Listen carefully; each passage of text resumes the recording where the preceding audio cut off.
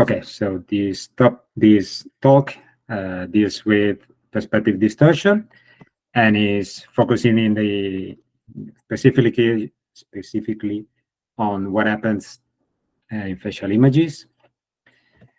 I'm sure you're familiar with perspective distortion, but maybe you never heard of a formal definition.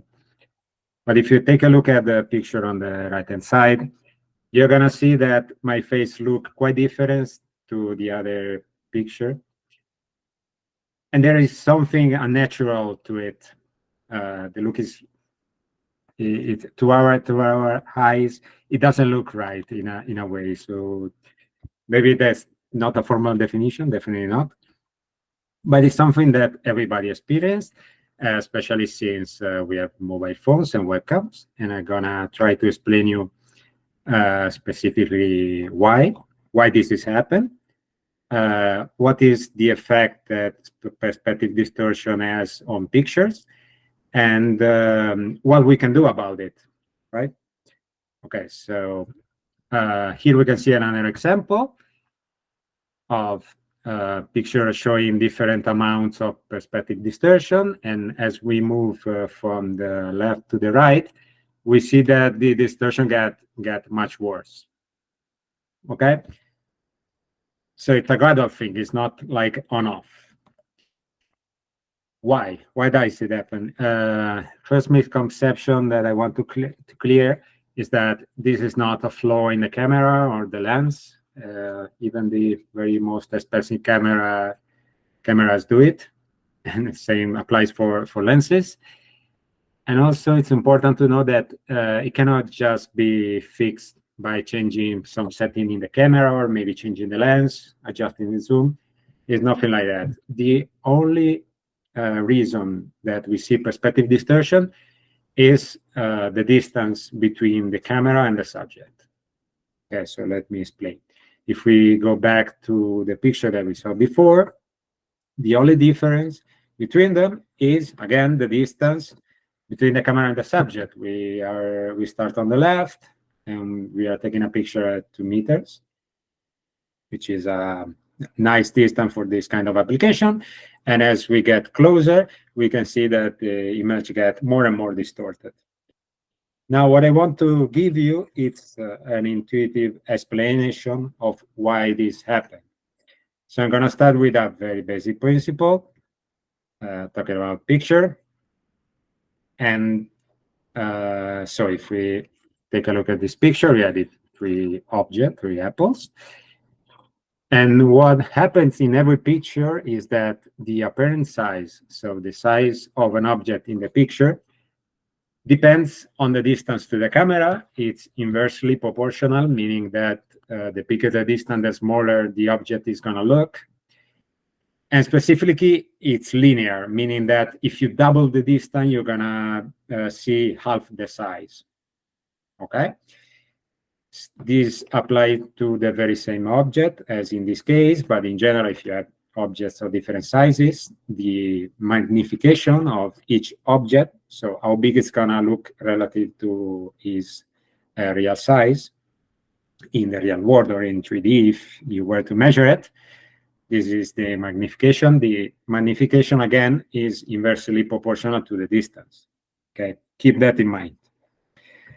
Now, if we consider a picture that is being taken by placing the camera far away from the subject, we can consider the distance between the camera and the nose and the camera and the ears. I'm using the nose and the ears as a proxy for like the closest point and the farther point from the perspective of the camera. So everything in between, if you think on a picture taken with the camera in front of you, everything between your nose and ear covers the whole face, right? Just to give you an intuition. So if we measure those distances, in this case, we can see that they are slightly different, but just a little bit. It's not that much because the camera is far away. So this means, using the principle that we mentioned before, this means that the magnification of all parts of the face is going to be the same. Maybe not 100% the same, but roughly the same, okay? So now let's consider the opposite case. When we place the camera very close to the subject, then as you can see from the picture, one of the two distances is much smaller than the other. So specifically the distance from the camera to the nose is much smaller. It can be half of the other. And this translates to the fact that the magnification of the nose is going to be much higher than the one on the ears. So that means that in comparison, the nose is going to look much bigger and the ears going to look much smaller inside the picture. So this difference in magnification between different parts of the faces is what we perceive as distortion. That's why the face doesn't look natural. I'm going to show you again an example. And we can see specifically that what happens is that, for instance, the nose gets much wider and the ears, which are far away in comparison, they get narrower, right? And this is the very root reason of the effect of perspective distortion. This is why it happens. And it also explains in detail the effect that it has on pictures, right? So one could wonder if there is a way to quantify this distortion, and there is a way, actually. Of course, if we are talking about the perception of humans and the perception system, when we see a face, it's hard to quantify exactly how much a face could look unnatural. But if we are merely looking at the distortion in the size of an object, we can do that. In this paper by Carl Stefan from University of Queensland, they studied both mathematically and with practical experiments. They studied the distortion of a cube, which was roughly the size of a human face. Obviously, it's not a cube, but it was just a proxy. And they could confirm that this theoretical model is valid. And I'm showing you this image just so you can have a rough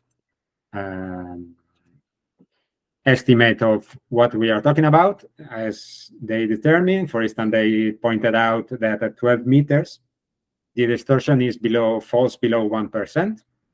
This is probably too much. If you ask a photographer what is the distance to take a nice picture, he's going to say about 2 or 3 meters. And as you can see from the graph, when it crosses 2 meters, the distortion falls below 5%, which is, I think, a decent amount. Right. So this brings up the point of how to know the subject to camera distance. So that, again, this is the technical term that we use. It's just the distance between the camera and the subject. How do you know the distance? Because you want to know how much distortion you are seeing in the picture. You need to know the distance. How do you know it? It's important to point out that this is not just recorded in the metadata. If we are talking about digital picture, it's just not there.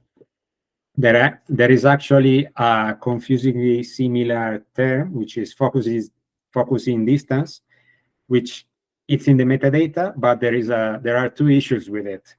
First, it's not the same thing as the subject to camera distance, because focusing distance is the distance between the camera and the focusing point of the specific picture.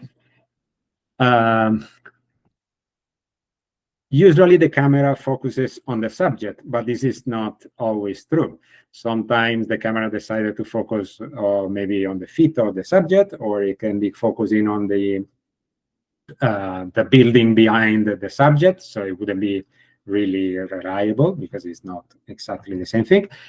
But most importantly, this metadata is just a very, very rough estimation. It wasn't designed to be a precise estimation of the distance. It's just a very, very, very rough estimation. And sometimes it says infinite, for instance, as a distance, because after some point for photos, it doesn't really makes sense to record, to have a sensor to detect this distance precisely. So long story short, you cannot easily find this kind of information. This motivates a lot of research on this. Well, not a lot of this research, but some research on this topic. And I wanted to point out those two main methods that can be used to estimate the distance between the subject and the camera. The first one is, again, by Carl Stefan, and it's based on measuring the palpebral fissure, which in human adults is roughly the same size, so that can be used as a reference. Of course, you need to know the focal length of the lens that took the picture. And the second method, which, full disclosure, had been developed by some colleague of mine, and I'm again among the authors, uses artificial intelligence to directly estimate the distance to the camera. You still need to know the focal length of the lens that is involved. Now, going back to the effect of perspective distortion, I'm going to expand on the explanation that I gave you before. But to do that, we need to consider another factor, which is the location inside the picture, or the location of the subject inside the picture. As we can see, these two pictures has been taken at roughly the same distance. But on the right side, we can see that the face look kind of stretched diagonally. And this is because it's nothing new in a way, but maybe it's not super intuitive, the fact that in this particular picture, one side of my face is closer to the camera than the other. So again, it gets more magnification than the other side. And this leads to this very peculiar look. This can also be seen in some kind of group photos, like this one. We can see the girl on the left her face is being distorted in this diagonal way. And this is a pretty common scenario, especially with mobile phones. So you may wonder, how do I take a picture without a lot of perspective distortion? Well, we said the key factor is the distance, so you need to move away from the subject, and 2 meters is a good reference, more than 2 meters. But then, of course, your subject is gonna look really small, or most likely. So then you need to use the zoom feature, the optical zoom of your camera, to make the subject large enough, especially if you want to take a very portrait of only the face, or depends on the kind of picture you're taking. So why can't you take nice picture with every camera? Because of the zoom. If you have a camera with no zoom, which is the case, for instance, for most webcams or some mobile phones, they are designed to take picture of buildings. So the only way to take a picture of a person is to put the person right in front of the camera and at a very small distance. And that means that you cannot really take a distortion-free picture with that kind of camera. I'm sure that you're familiar with this reputation of webcam for taking very distorted images. That is why they don't have a zoom, so you cannot put your subject at a correct distance in this sense. Now, of course, one key application of this kind of study is focused toward comparing pictures, so performing facial comparison, perhaps in a forensic settings. I'm not gonna go into the topic specifically, but obviously comparing pictures that show very different perspective distortion is an additional challenge. The ideal situation is that you get picture with the same pose, same illumination, no occlusion, and in particular the same perspective distortion. So when you cannot get this kind of picture, it gets more challenging, because obviously every facial trait is going to be distorted in a way. So what can be done about this? Instead of comparing two pictures, if you're able to do it in this situation, you can get it. You can acquire a 3D scan of the face of the subject, and then you can compare that. How do you do it? Well, first of all, we need to make an overlay, which is the technical term that we use to mean that we place the 3D object, or in the past, and nowadays it's usually a 3D model. So we place the 3D model on top of the picture that we are trying to analyze. And the key factor is that we need to reproduce the same pose for the object. So I'm showing you different example. If we are dealing with a facial picture and a 3D facial scan, so we need to have the 3D model looking exactly the same as the picture, so same pose. But this can also be done in other contexts. For instance, in craniofacial identification, there is this technique called craniofacial superimposition, where you superimpose a 3D model or directly the scalp of a candidate on top of a picture. And obviously, you are trying to have the skull having the very same pose of the face in the picture. This can also be applied, for instance, to a dental scan that we can superimpose on top of a picture showing the teeth of the candidate. And finally, this can also be done with radiographies, which surprisingly enough and are subject to perspective distortion the very same way as photography. Obviously, there are differences in other regards, but if we are talking about the silhouette of a bone in a radiography and using a 3D model of a bone, there is the same phenomenon of perspective distortion, and you can use again this kind of superimposition to accomplish the same task. Now, how do we perform this superimposition? There is this common misconception that you can just open Photoshop, load a 3D model, and you just start rotating, scaling, and moving it around the picture until you get a decent alignment.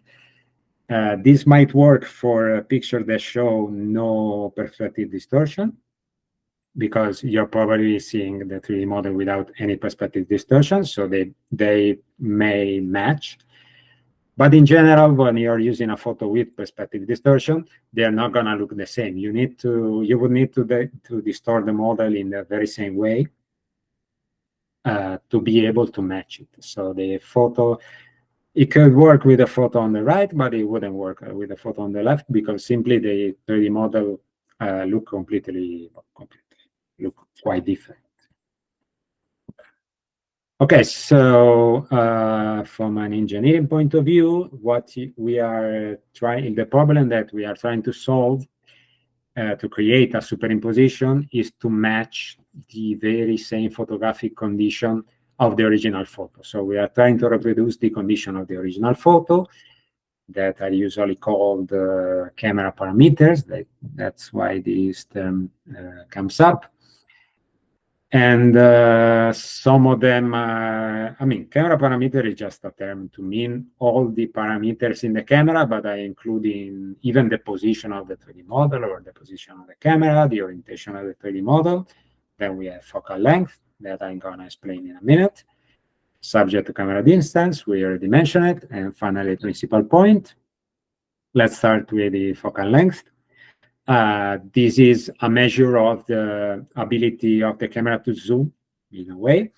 So it's technically the focal length of the lens of the camera, which is normally expressed in millimeters. It's associated with the field of view for the amount of zoom. I refer to this picture to have a rough idea, but usually this value is between 18 millimeters for very wide angle pictures and 300 millimeters for a very large amount of zoom. You can go even further if we are talking about bird photographies, but usually these are more reasonable value for a portrait. So as you can see, large focal length correspond to a small field of view and a lot of zoom, and vice versa. And the good thing is that usually in digital picture, you are able to, if you have the original file, you can find these data in the metadata, in the EXIF metadata. We already talked about subject to camera distance, so I'm not going to add anything. Well, now you might wonder, how do I change the size of the 3D model in a superimposition? We talk about two ways to do it. One is to adjust the focal length, so to use the zoom or video camera, and the other is to change the distance to the subject. And I summarize here the fact that when you are using the zoom, you're not going to change in any way the perspective distortion that you are seeing, and you can adjust the size of the subject. If you do it by moving the camera, then you're also going to see that the amount of perspective distortion changes, right? This is just to summarize what I explained before. And now we get to the most difficult one, which is the principal point, which comes up in when we are dealing with pictures that have been cropped. I'm showing you this example again. So if I'm given the full pictures, I know that when in the image on the right, the subject is in a corner of the picture, so it's going to experience this diagonal stretching. That's fine. The problem is when the original picture get cropped. They get cropped because there is a lot of the part of the picture that is not really useful if I want to analyze the face of the subject. So many people simply cropped it and provide you with just those two cropped versions. And the problem is now that we lost the reference of where this particular rectangle of the image was originally. So we cannot reconstruct the perspective distortion, the stretching cannot be addressed because we no longer know where this part of the image is coming from. So if you were to superimpose a 3D model, you don't automatically get this diagonal stretching as it would happen if you had the original picture, the whole picture. But you can eyeball it with subcalculation. You can adjust the technical term is to adjust the principal point, which is a way to say that you're considering that the picture has been cropped, and you can still obtain this effect, but you need to adjust it manually, which is a lot of work and requires a lot of trial and error. So it's much better. My recommendation would be, if you're dealing with an image, never crop it, because it's gonna make this kind of task much harder for who does it. Okay, then I'm gonna show you an example of performing a superimposition in an automatic way. This is done using artificial intelligence. And this is an example from a software that is being developed. Well, it's already been developed at my company, Panacea. In this case, the way we perform the superimposition is using landmarks. These are anatomical landmarks that have been defined in anatomical literature to analyze faces. And what we need to do is to locate those landmarks on both the picture, which is the one on the left, and the 3D model, the one on the right. And after that, we developed an algorithm based on artificial intelligence that adjusts the 3D model automatically based on the principle that this set of landmarks must overlap perfectly on the over the picture, right? So this is the way that is done. Overlay can be applied, as I mentioned before, to other fields. So if we're talking about picture and 3D model of the face, we are in the area of forensic facial comparison. craniofacial superimposition that I mentioned before, some kind of delta comparison, and then you have comparatorial radiography, so the comparison of radiography with 3D bones. To do it in craniofacial superimposition, well, we have different materials. This time we have 3D skull, 3D model of the skull, and an anti-mortem facial picture, and we want to get an overlay. How do we do it? Well, this time we don't have just facial landmarks. We have facial landmarks that correspond to cranial landmarks. And of course, these are not supposed to be overlapped precisely, because you have to take into account the presence of facial soft tissue, which covers the skulls and create the face. So you need to overlap them, these corresponding landmarks, but also take into account the amount of facial soft tissue. So again, the process goes like this. You locate the landmarks on the face, which can be done again by a method using artificial intelligence. You do the same for the skull, and you can see that there are arrows that indicate the thickness and the direction of the soft tissue. And once you have this estimate, again, the very same method is able to adjust the skull on top of the face. And this way you get an overlay, and having an overlay the same way that by looking at an overlay between a 3D model of the face and the face, you can analyze it and hopefully lead to a positive or negative conclusion. The same happens with the skull and the face, although obviously the criteria are much different. And finally, if you're talking about comparative radiography, you will be dealing with a radiograph. And on the other end, either a 3D scan of a bone, or you can also use this technique with cavities, like the sinuses, the frontal sinuses, for instance, that are located inside the skull. You can do the same thing, but you cannot have a 3D scan because that's a cavity. You can get it, but you can get it from a CT scan, for instance. And again, the idea is to get an overlay. I can give you a rough idea of why, but if you take a look at how an X-ray is obtained, there are some obvious differences, but the similarity with photography are really a lot. There are a lot of them, and actually, if you look through the math, you can see that when you are taking an X-ray of a bone, you can take an equivalent picture of the 3D model that share the very same silhouette. So that's the trick that we use to make overlay automatically, even in this field. And that's all I have for you. I'll stick around to answer any of your questions, and I hope you enjoyed this presentation.